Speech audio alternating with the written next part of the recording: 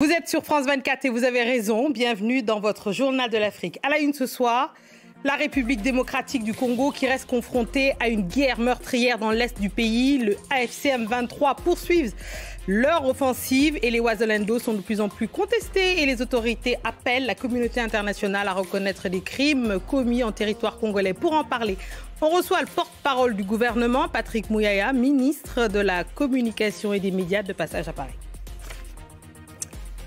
Et notre invité culture de ce vendredi est une voix singulière et essentielle de la littérature contemporaine. Marc-Alexandre Oyobambe, dit Capitaine Alexandre, est un poète, romancier, slameur franco-camerounais qui publie Carnet de vertige dans la prestigieuse collection Point Poésie, dirigée par Alain Mabankou.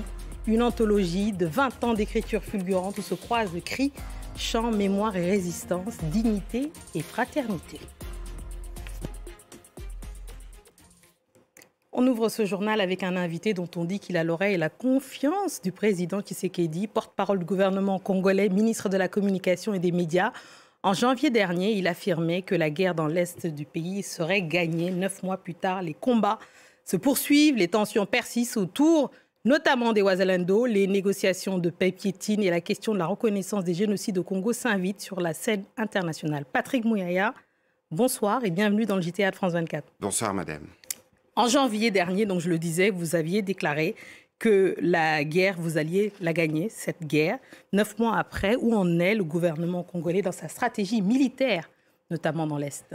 Nous la gagnerons, effectivement. La stratégie militaire, c'est la stratégie qui a été mise en berne globalement parce que nous sommes en instance de discussion et lorsqu'on discute, les armes normalement s'étaisent parce que le premier point, c'est des cessez-le-feu, même si nous observons qu'entre-temps, ceux d'en face, avec la brigade avancée de l'armée rwandaise qui s'appelle M23, continuent l'œuvre macabre. On a vu récemment dans le Rutshuru en juillet.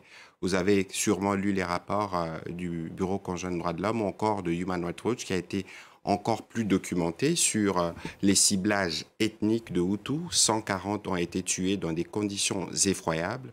C'est malheureusement ça aussi la réalité sur le terrain, mais c'est là ne Donc ça veut dire rien, que le cessez-le-feu sur le terrain, vous dites que ça ne fonctionne pas, donc c'est pas appliqué sur le terrain. La question, c'est pas ça fonctionne pas de manière optimale. La question, c'est pas cesser le feu forcément dans les lignes de front où nous sommes engagés, mais lorsque vous regardez les modus operandi dans les Rutshuru, il n'y avait pas des forces là-bas.